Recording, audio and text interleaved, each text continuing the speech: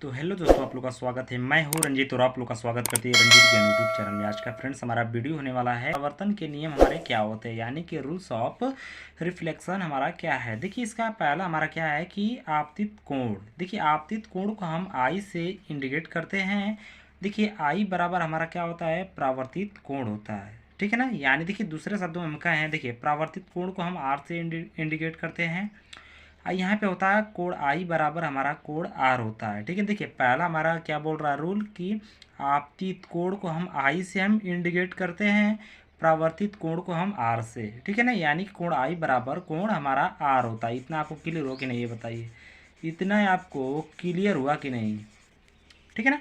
अब यहाँ पे देखिए, दूसरा हमारा क्या बोल रहा है ये वाला कि आपतित किरण, परावर्तित किरण, आपतन बिंदु, परावर्तन कोण चारों एक ही तल में क्या होते हैं, स्थित होते हैं, ठीक है फ्रेंड्स। यानी कि आपतित किरण और परावर्तित किरण, आपतन बिंदु और परावर्तन कोण चारों एक ही तल में क्या होते हैं, स्थित होते हैं, ठीक है ना। अब यहाँ पे देखिए हमारा आ जाता है क्या है, गोली दर्पण, यानी कि हमारा स्फेरिकल मिरर हमारा आ जाता है। यानी कि स्फेरिकल मिरर हमारा क्या है फ्रेंड्स, इसको भी देख लेना। यहाँ पे हमारा क्या बोल रहा है कि किसी खोखले कांच के कटे हुए भाग को ही हम क्या कहते हैं, गोली दर्पण हम कहते हैं, ठीक है ना। यानी किसी भी खोखले कांच के कटे हुए भाग को ही हम क्या कहते हैं, गोली दर्पण हम कहते हैं फ्रेंड, ठीक है ना। यहाँ पे देखिए, यहाँ पे एक फिगर भी हमने बना रखा है, ठीक है ना, गोली दर्पण का, ठीक है ना। अब देखिए हमारा जैसे गोली दर्पण हमारा, देखिए यहाँ पे हम लिख दे रहे हैं कि गोलीय दर्पण हमारा कितने प्रकार का होता है फ्रेंड्स। यानी कि हमारा गोलीय दर्पण हमारा कितने प्रकार का होता है, गोलीय दर्पण दो प्रकार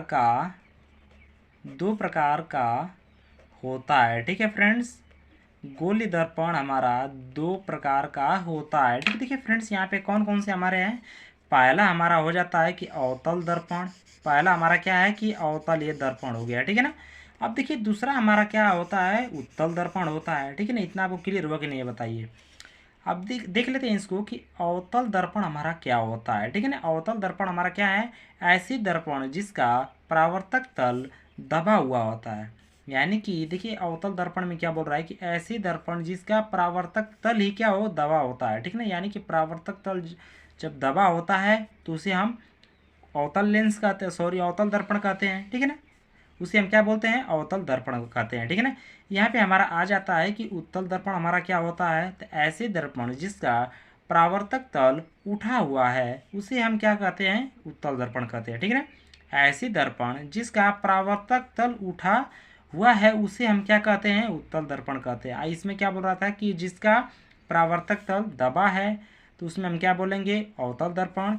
और जिसका तल उठा हुआ होता है तो उसे हम क्या बोलते हैं फ्रेंड्स, यानी कि उत्तल दर्पण बोलते हैं, ठीक है ना। जिसका तल दबा है तो उसे अवतल दर्पण, जिसका उठा हुआ है तो उसे हम क्या बोलते हैं, उत्तल दर्पण बोलते हैं, ठीक है ना फ्रेंड्स। तो हम आशा करते हैं कि हमारा वीडियो अच्छा लगा हो तो इस वीडियो को लाइक सब्सक्राइब अपने फ्रेंड सर्कल में इस वीडियो को शेयर करना ना भूलेगा। मिलते हैं अगले वीडियो में किसी नए टॉपिक के साथ, तब तक ले जय हिंद, जय भारत, वंदे मातरम।